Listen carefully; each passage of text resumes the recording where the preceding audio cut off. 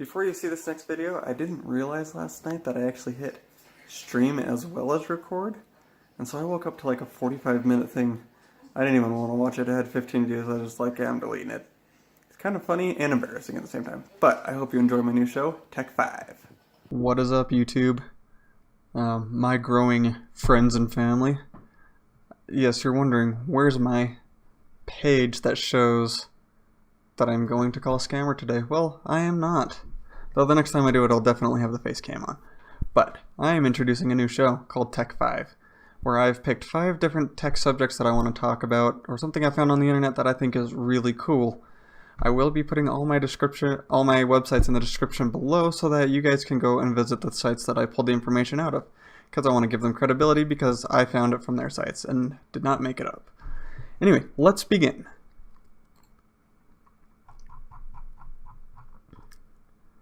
Alright, so the article that I found that was really cool is on Wired.com, one of my favorite tech channels to go to. They've got good articles over here and there. You just gotta find them. And one reason that I want to do this is there aren't that many tech news stories that you hear on the news that aren't massive, other than the WannaCry that happened a while ago, but that didn't even hit the news very big either. So let's begin with this one. So this is a group of researchers from University of Washington. What they were doing was they were trying to, well, not trying, but they were using data from a little device that they created to find what are called stingrays that law enforcement or potentially hackers could use. And the reason I say potentially hackers is you'll find out more as I get to that point. But anyway, they are doing that. They were trying to figure out where these devices were being used, what the characteristics were, just as a general data to see how and where they were being used, and I guess essentially why. And they did this in 2 different places, Milwaukee and Seattle. Milwaukee was a smaller company, smaller city, and they didn't get as much of a result as they did from Seattle. Seattle, they have over 14,000 different cell towers, I believe. And what was interesting about this was, let me get to it real quick. Oh yes, they used about 15 different rideshare services with a small suitcase-sized device that they called Seaglass.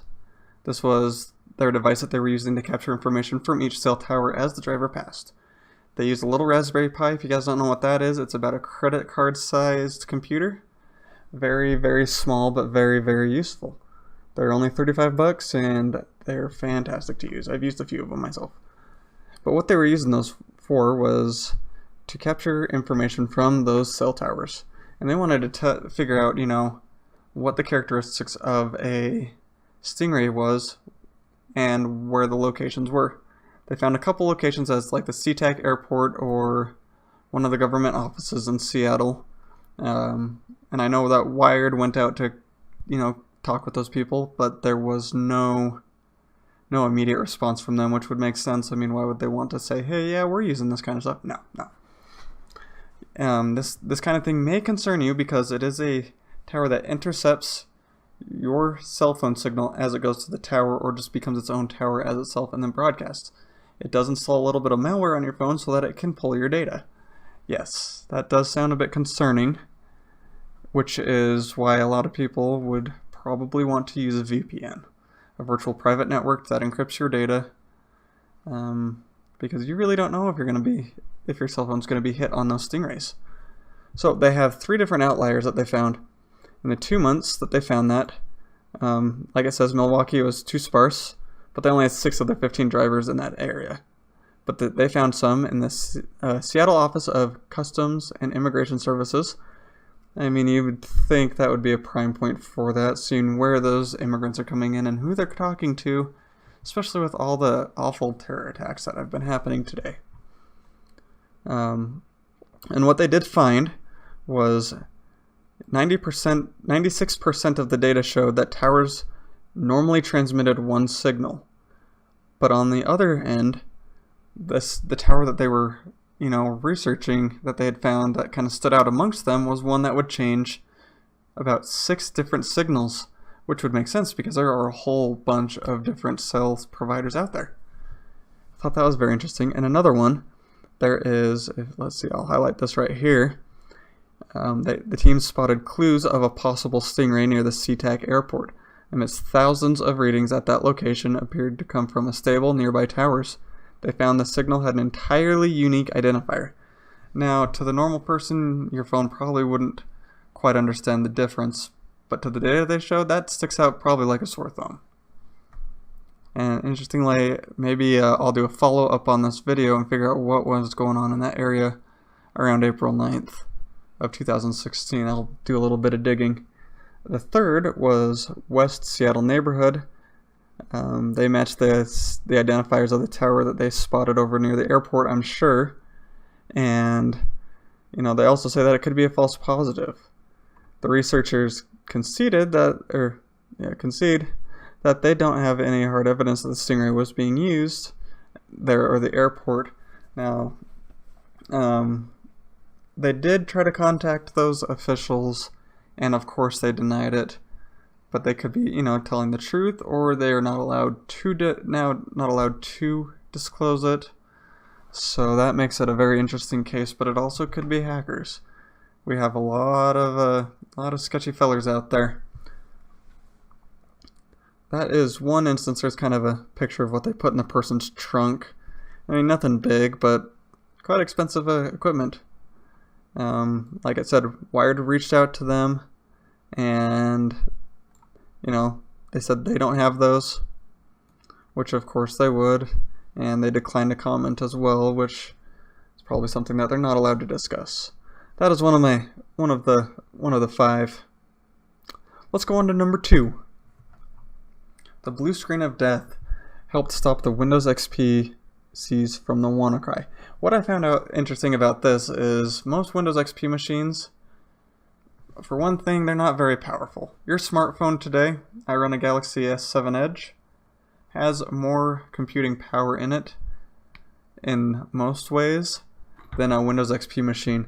Mine has a 64-bit processor, that one has a 32-bit processor. I can go into those in another video. They're not actually in this current video that I wanted to talk about.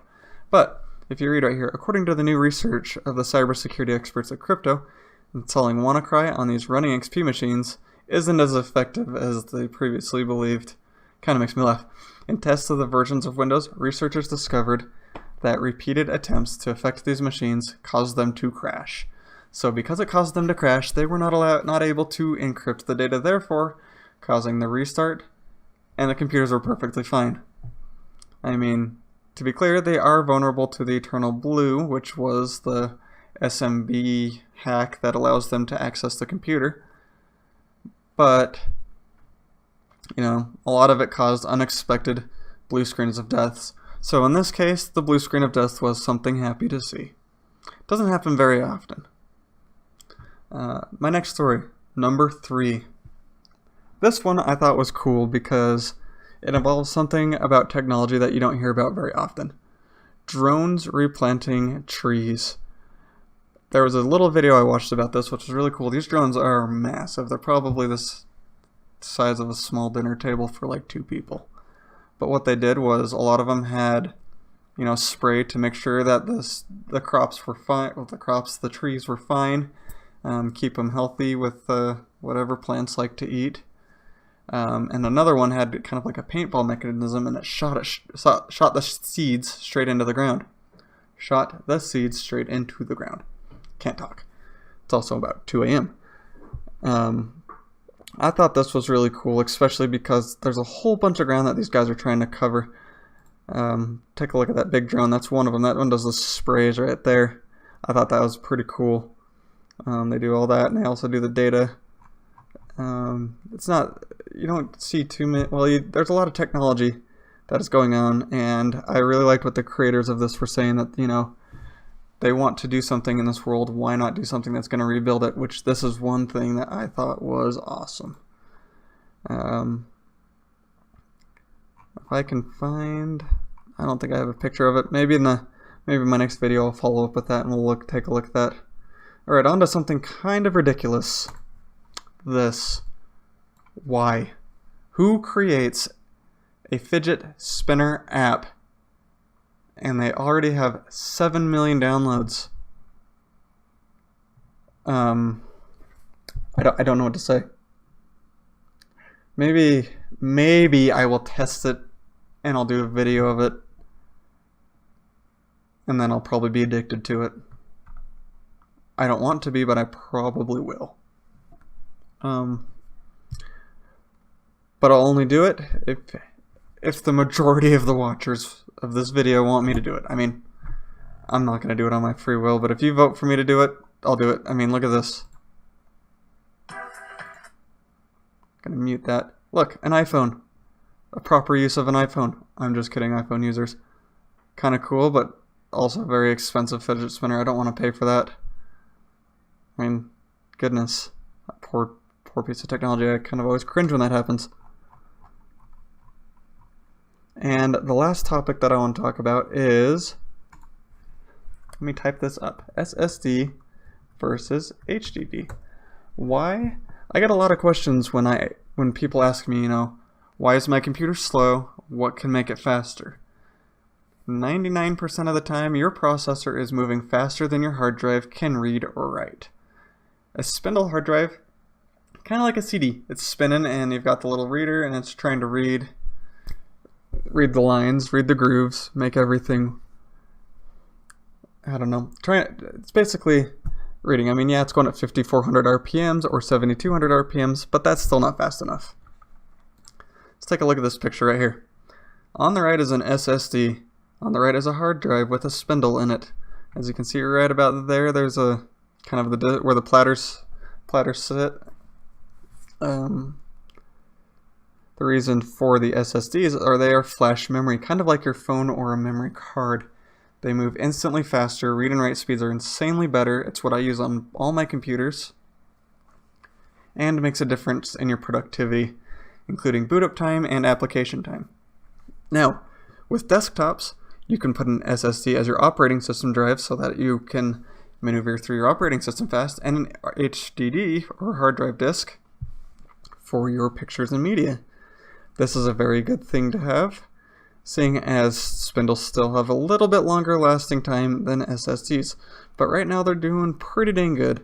I use a Samsung Evo in mine. And to conclude with my video, I will continue doing these weekly. Hopefully I want to incorporate this more than once a week.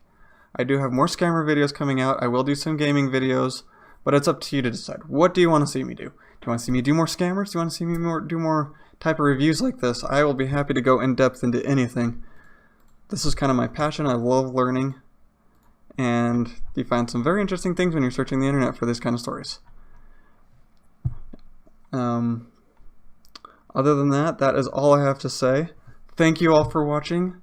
Leave a like, a subscription, a share. Be awesome to see my videos grow and see this community grow as I continue to improve on my YouTube hobby. Thank you so much. Have a fantastic day. You guys rock.